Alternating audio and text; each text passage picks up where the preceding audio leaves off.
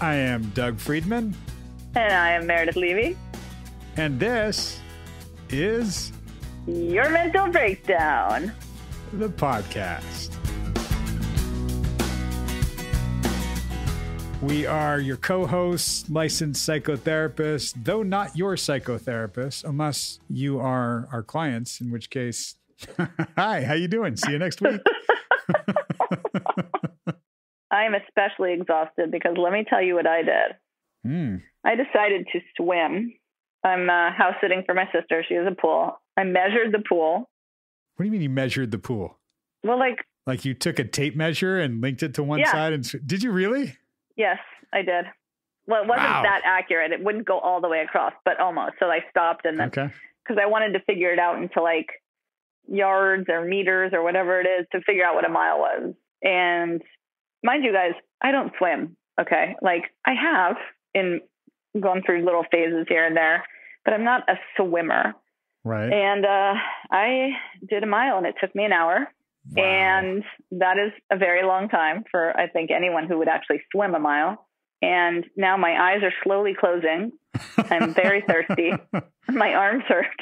Wow. An Olympic-sized pool is 50 meters. A mile is 1,600 meters. Yep. That's crazy. I did 125 laps. Oh my gosh. That's amazing. I'm really tired. I'm not going to lie. But in my mind, now I'm like, I can eat whatever I want tonight. Right? I earned it. I remember when I got to UCLA, a buddy of mine, we both played soccer. We got there. He's Australian. He wound up playing on the rugby team. I played on the lacrosse team. And we were going for like a workout once. And he was like, yeah, let's go to the pool and swim some laps. Like, great. I can swim. No problem. I could do like 20, 30 laps at home. So no problem. I'll do some laps. I would love to say that the pool there was 100 meters. I don't know. It might have been 50, but it had the lane dividers, like the things that, right? Literally, like we jump in and he goes off swimming. I get like benefit of the doubt halfway through a lap and I'm holding on to a lane divider. Are you kidding? No, I'm not kidding. I was gassed. I was so gassed. Like, oh my God, I'm not even halfway through. Like I have to swim that much more. What the hell? I don't want to do this. It was insane. My God. And that's considered a lap is like one length of a pool, right? Yeah. Yeah. I couldn't even make a full lap. Like I got to the end of it. It was like, whew, all right, I'm done. Good workout. Yeah. I can't do the Olympic size. I do the baby size where they turn the lane the other way and you go 25 meters instead of 50. Right. If I had to swim 50 all the way, I could never make it one direction the whole way. I'd have to stop halfway. That's so far. Yeah. I did bet somebody, I think that I could do 100 laps at my dad's condo. And that's all I said. Like, I can do 100 laps at the condo. They're like, really? I'm like, yeah, I can do 100 laps easy. Like, are you serious? Like, yeah, no problem. Like, time me. I'll be done in like 5 minutes, 10, whatever it was. Yeah. And I knew all along I was talking about doing laps in the hot tub. Oh my God. We never clarified. I think maybe they said the full length. I'm like, yeah, the full length. I could do 100 laps. No problem. Oh my God. Swimming is exhausting. I give you a ton of credit. 125 laps is amazing. Oh, you want to hear something fantastic? Remember you and I were talking about, so Justice League had come out recently, right? The new one. Yeah. I think you watched the wrong one though. I watched the wrong one, you guys. Guess what I did? I bought one I thought was the new one and watched it and was wondering, wait a minute, this is 4 hours. I paused it to be like, okay, because I was like, this feels like it's coming to an end. And I paused it and it was like 17 minutes left. And I was like, what the F? So then I was like, oh, I guess maybe there's extras and that's what they meant by 4 hours. So then the next day I look it up and I'm like, nope. In fact, it's on HBO, which I already paid for. So I didn't have to buy the other one. Yep. And now I'm going to have to watch 4 hours and have a total of 6 hours of Justice League under my belt. So what'll be really interesting, because you'll have watched the original from 2017 and the Zack Snyder cut now. Yeah. Will you notice that much of a difference? I mean, granted, it's a longer movie, but supposedly the tone and everything is so much different with the new cut. He left the production, like I think towards the end of it, he didn't get to finish the film. He couldn't do it. I guess they said his daughter died. Yeah. So sad. And he just didn't have it in him and stopped. Yeah. People were clamoring for his vision of it because it was what came out was not really what was being hyped. It was a little hokey kind of. Yeah, more depth of character and the darkness. And that's something that the DC universe can capture or has captured with like the Batman and Superman stories. Right. Whereas Marvel is just plucky and funny and a lot of action and right. really intelligent. So I think the version that you just inadvertently bought and watched was trying to be like the Marvel movies and just it fell short.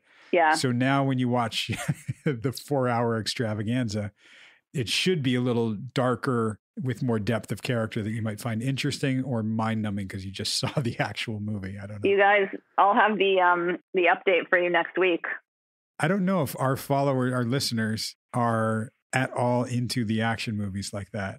And I'm not saying that because I think we have a lot of female listeners. I'm just saying I don't know if our listeners are the style of listeners that's like, yeah, I love these action flicks. It'd be interesting. I feel like most people have a little bit of that in them. I feel like it's a lot easier to have a little bit of that than a little bit of horror. It's kind of like you either like horror movies or you don't. Right. Well, and the action movies, like the superhero movies, some people are like, I don't want to see stuff blow up. I don't care. But yeah. I think true. There's great depth of story in some of the Marvel films too. And the Marvel films were huge. You know, they just were incredibly huge. I wonder, I'll put it out there to people. Speaking of things we're speaking of, I don't even remember what we're speaking. This is what happens when it's late. I don't remember what's in this episode, but there's a lot of stuff. It's so funny to be talking about it so loosely now, right before we play it, because when we go into sessions with clients, we are 100% there. Yeah. It's their energy that leads the way. We'll use humor, but totally. This is not what we sound like 2 minutes before a session starts. But we don't want to give anything away. So listen, and then we'll be back to break it down for you. How about that? That sounds good. We should do that every week. We should. We should do that. All right. We'll be back with you in a little bit.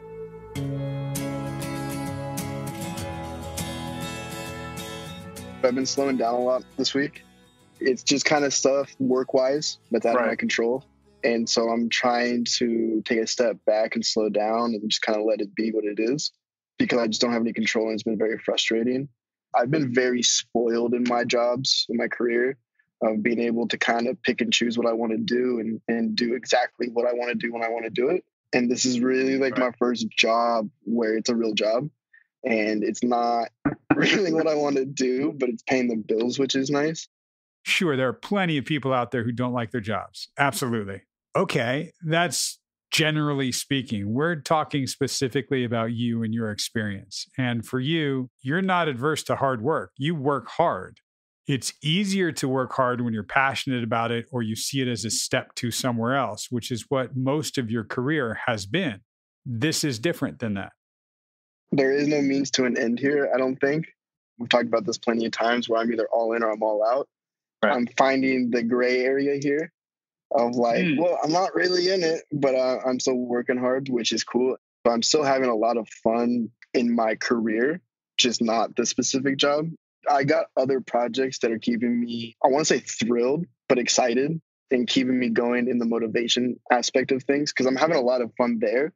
And that's allowing me to be able to slow down here and just take it as what it is. I'm able to step back and look at of how lucky and blessed I really am, along with the hard work I'm putting in. It's just a new experience to where I've never felt, it's made me feel really adult, like very adultish in this. Adult or adult-ish? Adult-ish. Still here 9 to 5, I'm still like, fuck this, like this sucks. So I think that's the kid in me still. I think I'm blessed to see it as I'm blessed to have a job. Yeah. And look, let me give you Superman now. He's Clark Kent. He works at the Daily Planet. It's a shit job. Right? And yet when he's not there, he's taking off the glasses, ripping off the suit, and he's out there saving the world, doing his thing. But the idea is you're young enough and motivated and hungry enough that you can be Superman. 9 to 5, you have to be Clark Kent. show up to your daily planet, do your daily grind, and then it's over. And hopefully you're not taking much of it home with you, if at all. It's so new for me. I've never done that. Because it's your daily planet. It's your daily grind. It's not your passion. Your passion is when you take off that suit and the glasses and you go out there and you do the Superman thing. Yeah. I know plenty of artists and, used to be back in the old days before the pandemic, everybody in LA was a waiter or waitress or bartender so they could have the flexible hours and go be Superman and go to auditions, play shows, whether it's comedy, music, acting. They were all trying to make it and do the thing they're passionate about. So they have their daily planet, daily grind type of job that allows them to not take it home with them. And then they could go do their Superman thing. Yeah, I like the Superman analogy because that makes sense to me. I love that. And now that we're talking about it, I think I'm getting a little constricted in this too, because I get my 9 to 5 and then I get to take my glasses off and go be Superman at my meetings and shit. But then I'm trying to figure out the family time, the gym time, and the unwind time. And that's something I'm not quite there yet on, but I still don't get that recharge that I've been looking for. That's been stressing me out more than anything. I can handle work, I can handle the shit going on, but I want to get more balanced in my time and how I use it.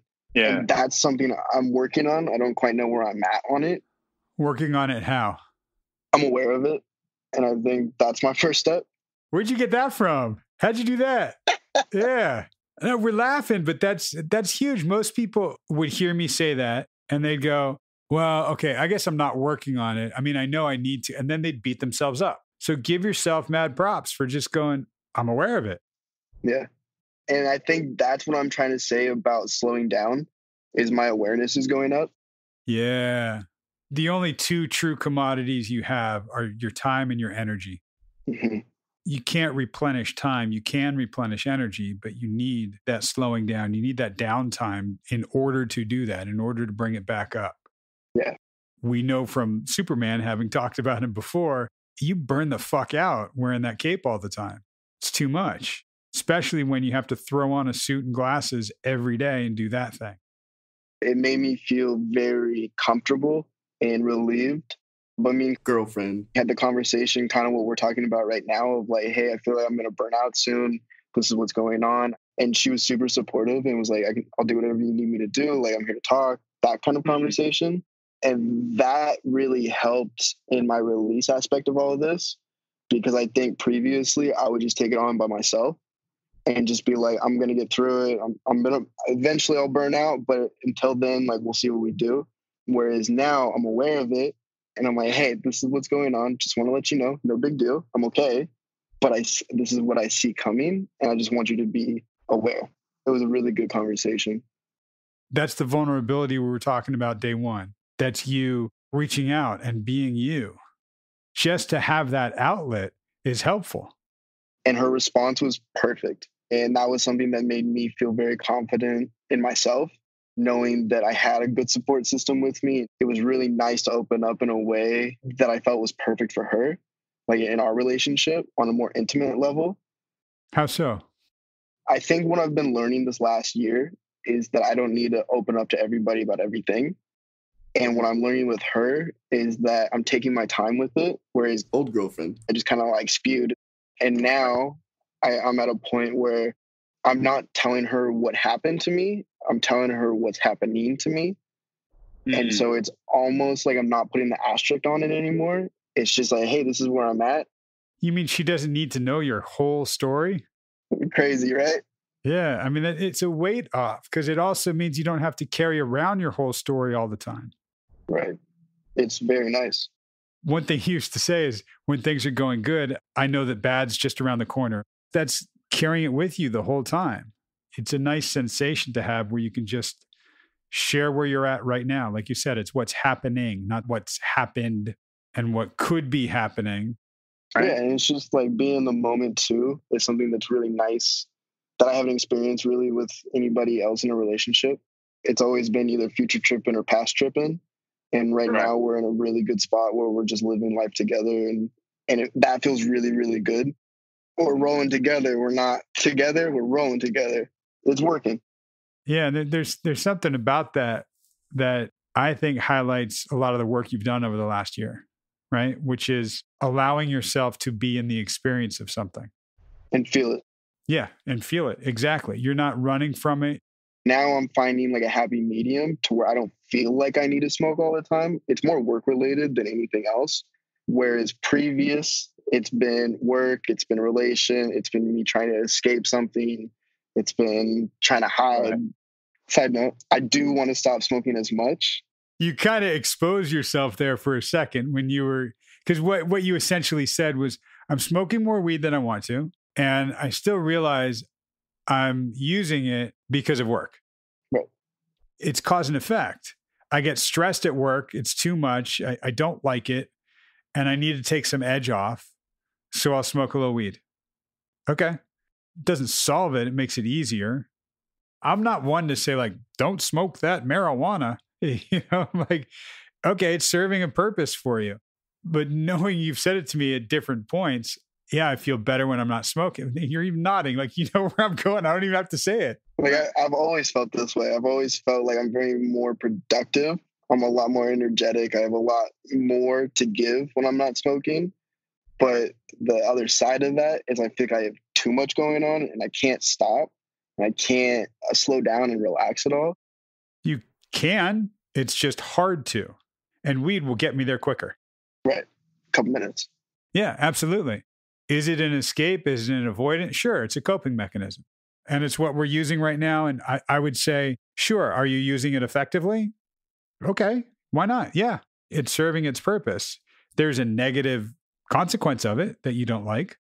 Mm-hmm. Look, we can explore things like, okay, well, when you're feeling the want or need to smoke some weed, before you go to it, you don't have to judge yourself. You can just go, wow, the awareness. I'm really stressed. Work's really bugging me. I can feel it. I can feel it on me. I can feel the tension. All right, I'd like to mellow out. Weed will get me there quicker, so let me go smoke a little. That's step one. Realizing why you're doing it. So it's not just habit. So it's not just automatic and routine. Mm-hmm. What we can look at is sort of step two, maybe step 2.5. What else might help take the edge off? All right, what else helps me wind down? Wow, maybe I can explore meditation. Maybe I go to church directly after work one night. Whatever it might be, start exploring that stuff because that'll put you in a different mindset slightly. And one thing I've been doing, not along with weed, you know, I smoke too, but we've been going to the beach because it's open. That's been a really nice, just relaxation, chilling. And I'm trying to get to the point, actively trying to get to the point to where I can go to the beach without getting stoned. I'll probably have a better time, honestly. I think I get nervous for whatever reason. And so I think it's almost like a masking for me to not feel that. And as I'm getting older, I'm realizing that I don't really need that. Previously, like growing up, it was more of a routine. And I've been stuck in that routine. And now it's just exactly that. It's a routine. It's like, oh, we're going out. Cool. Let me smoke real quick. I'll throw something at you that you threw at me a while ago, which was the not knowing is the exciting part now. Yeah. I'm actually okay with uncertainty because the not knowing, it can be exciting. That's true when you're kind of plugged into, oh, here's life. Let me open my eyes and see what's up. When you're stressed and you feel it and it's sort of like just on you, it's hard to have that approach because it's like Charlie Brown and Peanuts. There was the character Pigpen who always had the dirt and all that stuff following him around everywhere he went. And it's like, that's sort of how stress feels around you. To a degree, smoking weed might take that away. You go, oh, okay, good. A shower might do the same thing, figuratively speaking. And maybe your shower is just like, okay, let me shake it off. Let me do some jumping jacks. Let me like, okay, we're going out. Let me just smoke. Well, wait, hang on. Let me not smoke weed. Let me embrace what's going to come. Let me embrace this uncertainty. Let me transition from the stress that I'm carrying around to like, let me wipe off this dirt cloud following me and just kind of go, all right, let's be at the beach. Let me be present at the beach. Mm-hmm. You can practice that a little bit. It's mindfulness, really. Yeah, and I think the other thing, now that I'm thinking about it too, and I don't know why I'm like this, but I think I'm like this across the board with a lot of things. I don't like being anywhere for too long. It's almost like if we're going to the beach, okay, cool, let's hit the beach for like 30 minutes, an hour, and I'm ready to go. Because even when I go party, I'm there for 30 minutes and I get over it and I'm like, okay, I'm ready to go. I don't like that. It's not a fun feeling. It certainly doesn't allow you to be present. Right. We can look at where that comes from. Does it create in me the sense of I'm trapped and I'm stuck and I can't get out? Sometimes it's because I might be missing out on something, because something might be better over here. Back in the days of radio stations, like on the dial in the car, Mm-hmm. there was a sensation I used to have as a kid where I'd flip around the dial and you hear a song. You go, ooh, I like that song, but I wonder if I can catch it earlier, if I can catch it before it starts on a different station, or maybe there's a better song on a different station. Be driving with like my dad and he'd just kind of laugh at me and be like, what? He'd go, now we're here. You spent the whole drive flipping. You could have heard some of the songs that you like. Mm-hmm. That idea of not being able to enjoy the thing that's right here because there might be something better, there might be something else. We don't get to experience it. Yeah, and I think I correlate that a lot with work. I think a lot of the times when I'm resting, I'm chilling, I'm not doing anything, my mind's constantly on, okay, what do I need to be doing? And that's kind of where I get anxious and I feel obligated to be there. But as soon as I leave and go work, I instantly am like, oh, shit, I wish I was at the beach. Yeah. Yeah. And that's a function of having a hard time being present. I mean, really, there's some mindfulness 101 here. Slowing your heart rate down, slowing your system down, your nervous system, giving it a chance. I mean, you described yourself even in the very beginning of us meeting, even still like go, 24/7. I'm always on, always on. Mm-hmm. That's fucking exhausting, man.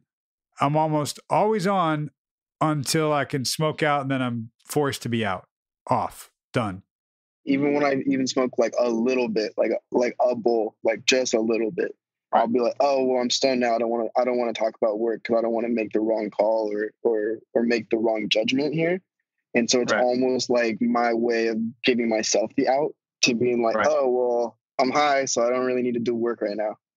We need to discover something because it's not something you're used to. It's certainly not habit or routine for you. And it's a bit foreign. Mm-hmm. You have a laptop? Yeah. When you're done working, what do you do with the laptop? I close it. Oh, you don't shut it down? No. Because I fear that I'm going to lose stuff. Well, I've done that. I've shut it off completely and it's like my shit's been erased. And I'm like, okay, I'm not doing that. Same with my iPad. My iPad's always on. Right. And so is my phone. Right. It's a great analogy because we always have it on because I don't want to lose shit. I mean, your eyes just bugged out. They just bugged the fuck out. Like, I've lost shit. Like, no way. I can't. No, I can't do that. You can. It might require making sure we have something backed up or making sure it's saved. And it might require a routine of shutting down. Okay, how do I shut down? How do I close each app? How do I save everything in each app? Make sure I know where it is and then close the apps. Because we're so used to everything being on laptop, we'll just flip it open and start working right away. If you had to open it up, turn it on and wait for it to like ding, load up, you'd be like, ugh. That's me here. Exactly. And the function of weed is like, wow, computer screen just got scrambled. I can't even read it now. I can't do anything. Mm-hmm. Oh, well, okay. I guess I'll walk away from it. That's the only way that it seems you're able to not have it running constantly. Yeah. We need to find that different gear. Yeah. And experience it because you haven't. You've got fifth gear and neutral. That's it. Yeah. I was talking to my mom last night too. That's another stressful thing because I think my mom's just not doing very good. And that sucks. It does suck because it's something where you're actively trying not to just come to the rescue. Yeah. Yet you can still be affected by it and still acknowledge it and still have compassion and empathy and want to help and help to a degree. For sure. You can also be a little detached from it and that's healthy. I think that's hard and your face just went down a little bit. Yeah. Yeah. What just happened there? I don't want to detach from it yet. Yeah. Is that okay? Yeah, I know I need to, and I know that's healthy. I just, I'm not there yet.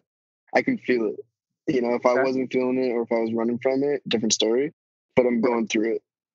So what do you do with that? I'm not going to detach from it. I'm not going to drop everything and go out there. Mm-hmm. I mean, are you talking to dad and checking up on her? You know, once or twice here and there, I'll be like, so how's mom doing? And he's like, oh, she's good. And I know that's a lie. I know he's lying about it because he knows I worry about it and he doesn't want me to. But it's like that's almost worse. Yeah, and it's sort of what we used to talk about, the elephant in the room. Like, can we just say, without having to like put on the cape and run and rescue, just go, yeah, it sounds like mom's having a hard time. How are you doing with that? Right. Well, and that's what I want. Obviously, I want emotion in the conversation, but I don't want it to be an emotional conversation. I like it to be a very matter of fact, this is how it is, this is what's going on, no bullshit. Instead of, oh yeah, everything's fine, we're good. It's like, okay, well, what's really going on? Like, I know something's going on, I just they won't tell me. Right. I can hear you almost kind of going, oh, I'm going to be pissed if something was going on and nobody said anything, nobody did anything. Not that I could have done anything, but that I wasn't aware. And that idea of, well, we were protecting you. Mm-hmm. The elephant in the room, like naming it. This is what we got. Now what are we going to do? But we can't ignore it. Yeah. Because ignoring it is just going, oh yeah, she's fine. Everybody's good. Like, no, I know better. Well, and that's not how I want my family to be. Well, it's not how you want to be. I mean, what you started off telling me was, yeah, I could actually talk to my girlfriend about what was going on with work and how I'm feeling. Now, look at that smile. All right. Draw the link here then. Yeah. I have choice in my family. I think while my parents are thinking they're doing it to protect me as their kid, that also pisses me off because I'm grown. I don't need to be treated like a 15-year-old anymore. And I would just like the respect in that sense as well. Because I think I get respected like that with girlfriend. She's very good about that and being very respectful in that sense. And not that I have to sit down and be like, hey, this is what I want in a respect thing and this is how I want it to be. And it's not like a checklist of things that I want. It just is. And I love it. Whereas with my parents, it's such a different ball game because it's their ball game. I feel like it's their movie that I'm playing a part in. Whereas this is my movie that I get it direct. And so I get a lot more choice in this versus the obligation of almost trying to like pry it out of them. Exactly. That's the equivalent being if every time girlfriend said, how's work? You were just like, it's fine. Mm-hmm. At some point, hopefully she'd be like, doesn't sound fine. Then you lay it out there and you don't have to, like we've said, give her the whole story and everything that happened and your history of work and what I mean. Just be like, yeah, and here's what I'm feeling about it. And here's what's going on with it. Doesn't have to be an emotional conversation, but it has emotion in it. Then when she goes, how is work? After that, you can go, yeah, oh man, the grind is getting to me. And it was a tough one today. Now think about that with your parents. They're doing work's fine. It's good. No, it's not. Yeah. And it's so unauthentic. I think that's the thing that just pisses me off. And it doesn't have to be. And I don't know if dad knows this or not, because he might not know. He might only have the two gears. Either everything's fine or everything's horrible. Right. You being somebody embracing the gray, like you said earlier today, like, yeah, I can tell mom's having a hard time. Sounds like it's just tough. Mm-hmm. Yeah, it is. Okay. That's it. Yeah. Now you've named the elephant. He doesn't have to break down and go, oh, you're right. It just reminds me of every time she's ever slipped and ever, like, I don't need the whole story. Yeah. Just what's happening. Mm-hmm. Can't carry it. It's too much. I just don't want to anymore. It's not worth it. No, it takes a toll. It's not my problem to carry. At the end of the day, it's not my problem to carry. Hell yeah. I love hearing that because it's really not, which doesn't mean I don't give a shit about it. Right. Of course you do. Of course you do. So let me give a shit and not carry it around. Yeah. Let me not make it my problem, which has been your MO. Yep. Man, that's huge that you recognize that and see that because year and a half ago, whenever year-ish ago, it would have been your problem and would have weighed on you more. And forget it. You'd be smoking every single fucking day, multiple times a day. Oh, yeah. I mean, you even said it might have been the breakup when you were like, this is the first time I've ever gone through something without a vice. Yeah. And I would say, sure, vice and coping mechanism. Mm-hmm. You're developing other coping mechanisms like talking about the elephant, not wearing the cape all the time, like having support in different places, like you said earlier today. Yeah. And it feels a lot more well-rounded. It doesn't mean you're not going to feel stress and pressure. Like all the stuff we're talking about doesn't mean like, oh yeah, work's awesome now. Or like, yeah, now I know it's just a place where I get a paycheck and cool. I'm all right with that. Yay. Like, no, that's not authentic. And that's why I don't want to hear, yeah, everybody's fine. Yeah, your mom's doing great. I don't think so. It sounds like she's having a hard time. At least you know the son that you want to be acknowledges that. And you don't have to have the deep emotional talk. The boyfriend you want to be is one that acknowledges, yeah, I'm having a hard time at work. Yeah. Because I think that's where the vulnerability is too. And I think that's where I'm most confident. Your confidence comes from that vulnerability, from like going, yeah, cool. Here's when I'm experiencing good and bad. Yeah. And I think they go hand in hand. Yeah. And it really is the gray. It's the balance of things. Yeah. And I think I need to put that 10% disappointment in there and kind of expect it. I like that you made that link to that. What's actually real? Yeah. And who am I within this? Yeah. I mean, you know who you are in this relationship, certainly more than the last relationships. Well, let's translate that a little bit to family right now, because you're changing and evolving. Mm-hmm. Even with yourself. I'll check in with you next week, but let's maybe talk a little bit of mindfulness and see how that is. Just in terms of, do we need to check in with like, okay, weed, when am I going to it? What am I feeling? Oh yeah, it is. Just bring it down a little bit. Well, can I do anything else? I mean, nothing's going to work right now as quick as weed does. Do we want to even try to develop something else? Yeah. I mean, like, in my thought process with that is I'd way rather have two than one. If weed's my coping mechanism, I'd rather at least practice another one. So I have two than just the one. You might run out of weed one day. You're never going to run out of mindfulness and meditation. Yeah. And running out of weed is such a stressful thing for me. Finding that, like you said, that second thing. So I don't have to just rely on one. Then you can pick and choose. Then it's more choice, not obligation or habit. Yeah. We'll get there. Really good.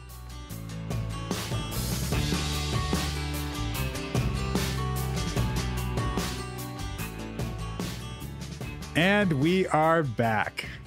Hello, here we are. So Drew starts off by just talking about slowing down. Then you guys start talking again about the job thing. Right. You just heard me talk about Justice League, and then I was like, oh my God, Superman, Clark Kent. I was so into it. Okay. Your analogy was so good. You're like, Clark Kent works at the Daily Planet. He has a shit job, but then he leaves and becomes Superman. And I was like, oh my God. Right. First of all, saying Clark Kent had a shit job has just never occurred to me before. and then I wrote Daily Planet equals the daily grind, because that's how you said it. Right. You said something about it. And I was like, Daily Planet, daily grind. Okay. There it is. Yes. Oh my God. You have your passion. Sometimes that can't be your job. So you go to your job, you're straight up Clark Kent, and then you leave and you go become Superman for the rest of the time or all night or sometimes in between. And I just freaking loved that. I thought it was great. Thank you. Yeah. And I remember way back, like in my early 20s, my struggle with that myself, because I was working in the music business and loved like that I'm working with these artists, and that was amazing. It was still a job. It was still a lot of work. And then I would often feel so gassed. It was sort of that Superman idea that, okay, when I'm not at this job that takes a lot of my energy, I want to go out and play shows. Like I want to do this thing. And I had this whole other life at night where I was, I was living the nightlife. I was going out playing shows and networking and doing that and seeing shows. And it was great. Right. And then I'd come back to my Daily Planet job. I mean, granted, my Daily Planet job at that point was pretty cool because it was working with Right. amazing artists and getting a lot of experience in the business, which is super, super cool. But it's still a grind, especially for him when it's not exactly what he wants to do. Yeah. And, you know, he pointed out, okay, well, I've got the Clark Kent thing and I got the Superman thing, but I can't seem to find the time to recharge my gym, the family, and like I still want to unwind and recharge. And Right. he talked about wanting to get more balanced with his time. And I think you pointed out that he has the awareness of it. Like that's a huge step, just having the awareness. Yeah. And I love that he realized that. I even asked him about that. He was saying like, I'm working on it. I'm like, how? I'm aware of it. Yeah. That was huge. I say to a lot of clients, but him also, if you guys have been listening, that awareness is so key, and just building that awareness. We'll work on that, but you can't do anything if you're not aware of what's going on. Right. And also realizing that it's still going to burn him out. He's still going to be exhausted from it. And that's okay. We can have that. Right. And that's where we were talking about him being able to tell his girlfriend that he's feeling burnt.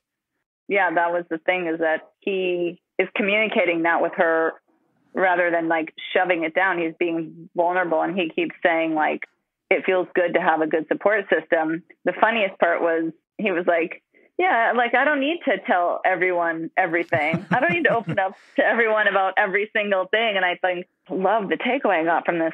He wants to talk about what's happening, not what happened. Like Right. she doesn't need the whole story or like future tripping. She doesn't need to know every single thing. She can know about what's going on now. And I think that's great. I think a lot of times we don't think about that. Yeah. And it's something that we might not have directly hit week to week with him. It's something that we've worked on in the past, and is really cool just to hear him say something different than how he's been. It's sort of how I give him, in his verbiage, a mile marker for something. Right. There was a time when he wanted people to know his whole story and know everything about something. And without that, he didn't feel like he was actually being seen or heard or validated. Right. So when I said to him, like, oh, you mean she doesn't need to know the whole story? And he just kind of nodded and was like, it's crazy, right? Yeah. I'm like, yeah, how about that? I know. It's so funny. I love that. It's a subtle, not so subtle way of saying, wow, look at that. You're growing. You're evolving. Yeah.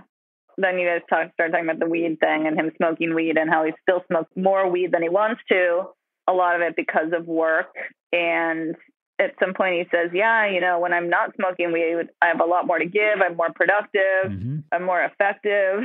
I was like, shocker, buddy. It's like, okay, I know there's like those handful of people that smoke weed and they're just off and running. And I have some friends, I don't know how it's possible, but they're like, I have to smoke weed to go to the gym. I'm like, Jesus Christ. I would say more often than not. When he said it, it was almost like he had this epiphany, like, wow, dude. And by the way, I had that epiphany at 19. Right. So I'm not judging. And I smoked weed for a long time before it, but I was like, oh shit. When I don't smoke weed, like Mm-hmm. I'm not as hungry. I have a lot more energy. I can think more clearly. Like, Yep. and I think for him and I both, it was like I smoked a lot of weed, a lot. And it sounds like he probably does too, but. Yeah. And that's very similar to that idea of telling people your whole story. Hearing him talk about weed, and we've talked about it quite a few times, but I'm not going after it directly with him. I'm just picking up things like this and highlighting it. It's right. Kim used to say, like, we are therapy ninjas. It's ninja style, because you don't realize we're getting in there and doing this work with you until several months later. You go, oh, wow, they didn't need to know your whole story. Oh, crazy, right? A few months from now, it might be like, wow, so you're getting so much more done. Huh? How much weed are you smoking? Wow, I'm not. Like, look at that. I don't know. Well, I do know because I'm working with him. But I think the idea being we're highlighting these mile markers and when things are incongruent. Like, I want to get a lot done and I'm smoking a lot of weed and not getting a lot done. Huh? Okay, let me look at that. Right. I think what was cool too is he was saying like, yeah, I know it's kind of a contradiction, right? Like, well, what I said in the session was it's cause and effect. You're getting so stressed out. That's the cause. And the effect is I smoke weed because it takes the edge off and relaxes me and it serves a purpose. And then I think I let him say it. I don't even remember exactly how he phrased it, but it was, well, are there other things that will do that? You're like, well, weed's the quickest, so we'll use that. Yeah. Yeah. I wish I had other things to do other than that. And that was him saying that. Oh, okay. Again, so funny. I was laughing so hard. He said, I wish I had 2 things I could do instead of just one. Right. And I was like, I literally wrote down, what if you had more than 2? Like, what if you had 3? Like, I could give you so many. And that's you started talking about mindfulness and like all these DB2 skills that we have. That's like, I mean, literally, if you need a coping skill, try counting backwards from 100 by 3s out loud. I usually use my fingers to do it, but that is a skill that will distract you from that for at least, 30 seconds, however long it takes. It's so many little things that we can do. And I mean, trust me, again, I thought it was great. He's like, when he said it, I think he genuinely meant another thing I could do or some other things I could do. But he's like, God, what if I had 2? Yes. And in a sense, I have my one thing. I know what I do. When I have 15 things to do, it's overwhelming. I can't choose. Right. But if I know my one thing that works, of course, I'm going to go to that. That's why we said in a few minutes after that, like, it's a routine. He's like, yes, I have that routine. Like, okay, totally. Can we create a new routine?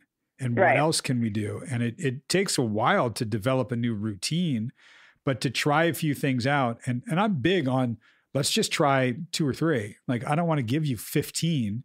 Yeah. Because then you're going to like, oh, what do I, screw it. I'll just hit the weed. Too much, too many things. Right. Yeah. At some point you said, yeah, like do some mindfulness and meditation, or I don't know what you said exactly, but you realize you can just do mindfulness. Meditation is a part of mindfulness.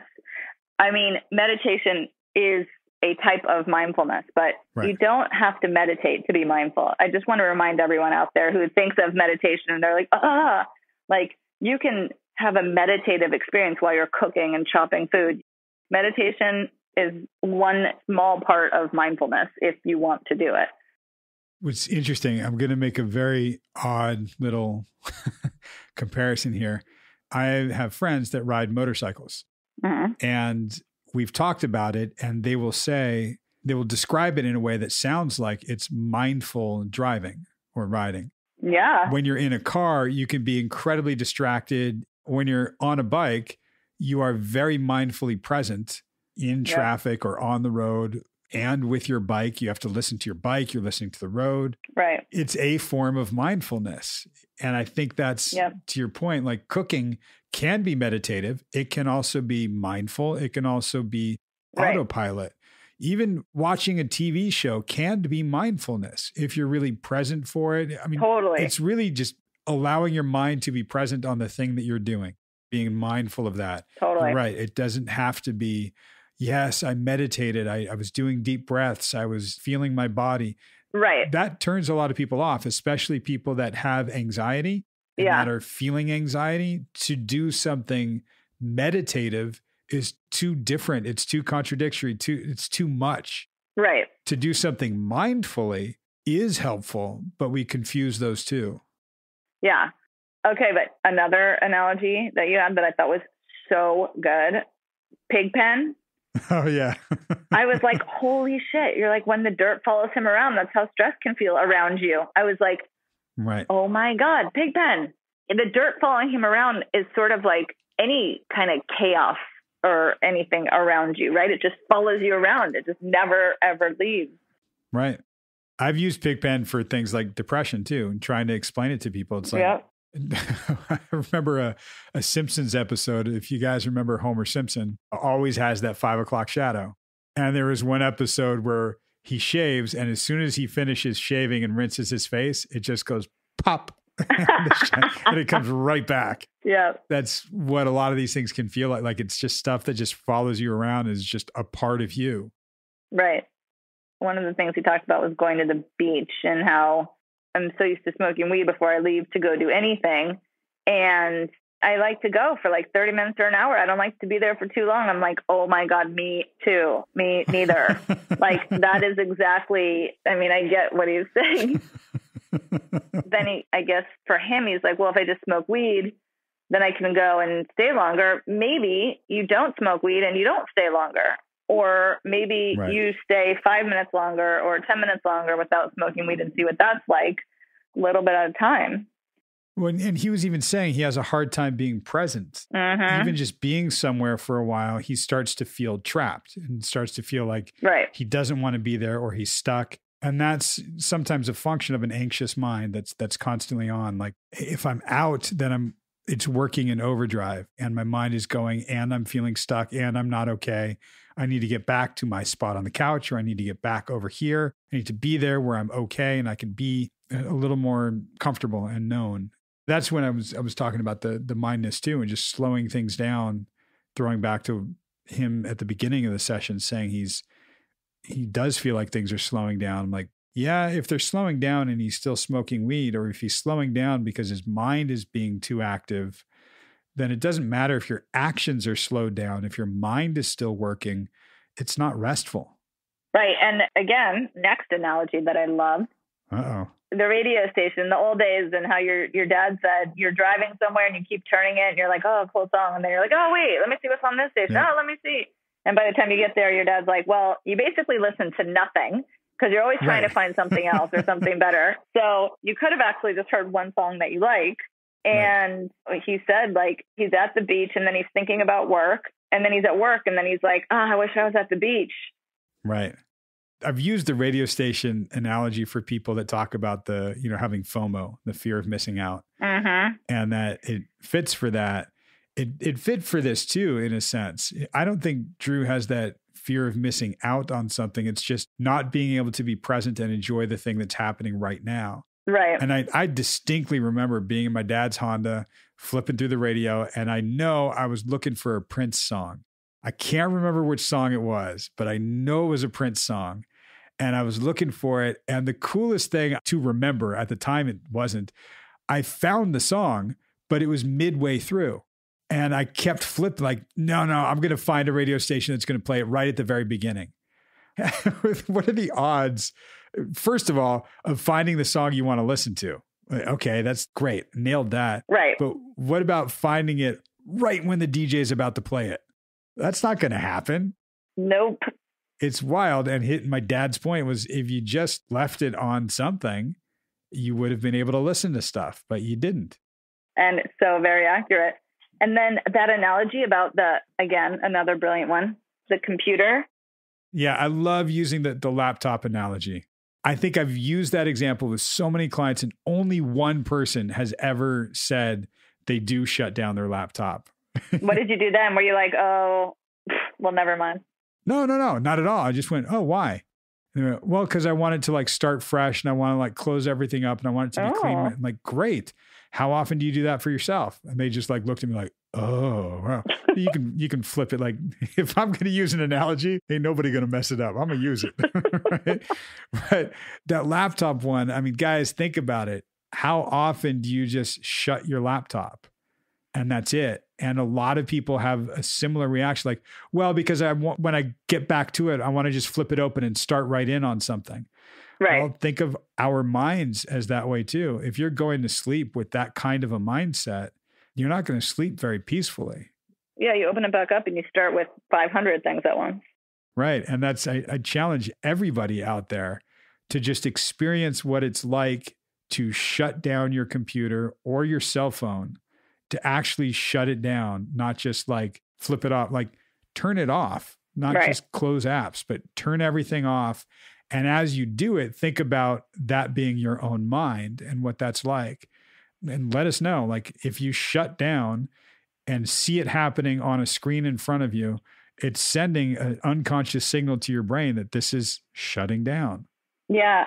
As I say all this, I'm like, yes, I tell clients this all the time. Right. When was the last time I shut down my laptop? Right.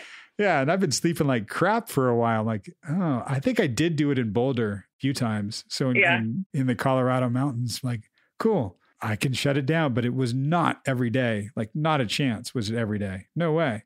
All right. When we're done with this, I'm gonna shut it down. Maybe. Let's do a 1 week challenge. Can we shut down our laptops every day for a week?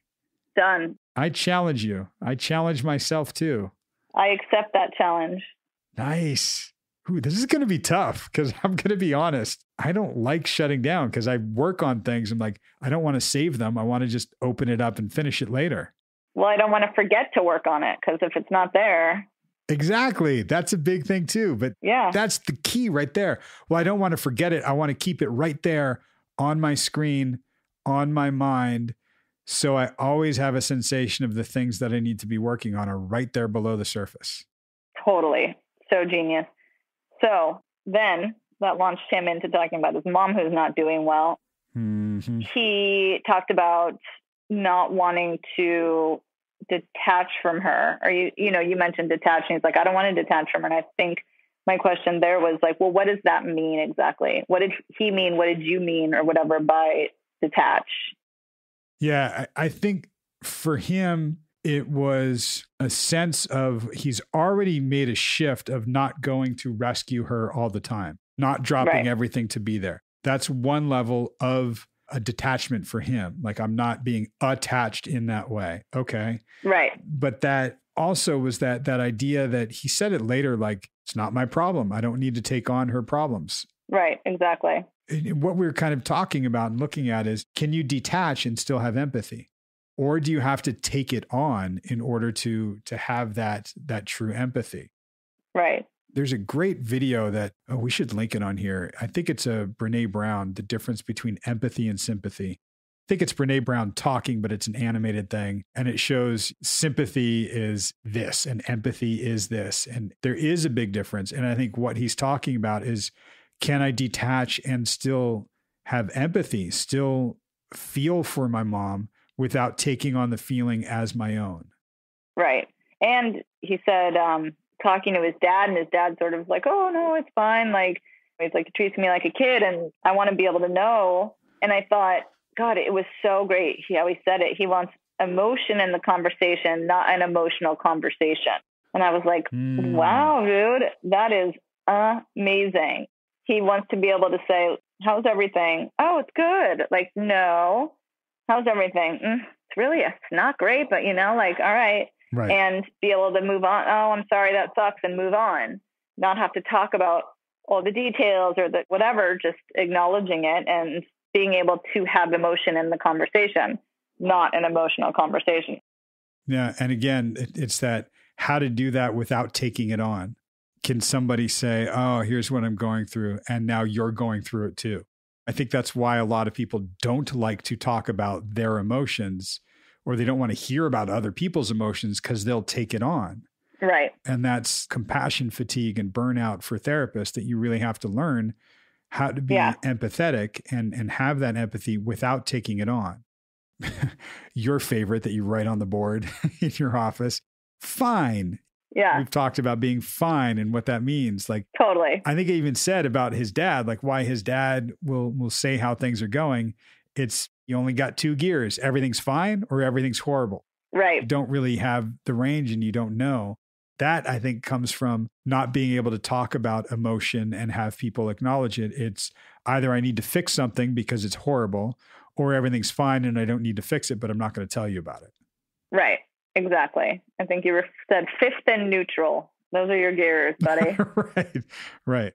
And even going back to talking about cause and effect, I think I even said, like, look, if you're walking around and hearing everybody's problems and taking them all on, and you're feeling the weight of all these problems, you're going to be smoking weed, not just every day, but every hour of every day. Yeah, exactly. It's hard. And it's like the work thing. How do you leave work at work? Right. And I guess it really depends on what you do. Sometimes with a 9-to-5 quote unquote job, a lot of times it's easier. Right. And for him, if he's doing something in the field that he wants to be doing his own business in, it's tough. How do you leave it? I don't. I'm constantly doing it. Right. That's where it's like, yeah. And that's why I'm constantly needing to smoke weed. And yeah, it's just around me all the time. And going back to the idea of mindfulness or meditation, either one. I think I even said at some point, yeah, you might run out of weed, but you're never going to run out of mindfulness or meditation.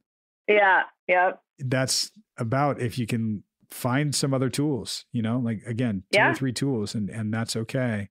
And I'm happy to provide people with a list of 50 things and try them. And if some will work, some won't, then that's fine. Right.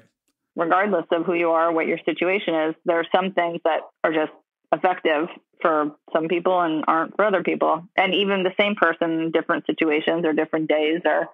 Totally. It's funny. I have some clients that I've worked with over the years, especially if they have Asperger's or they're on the spectrum.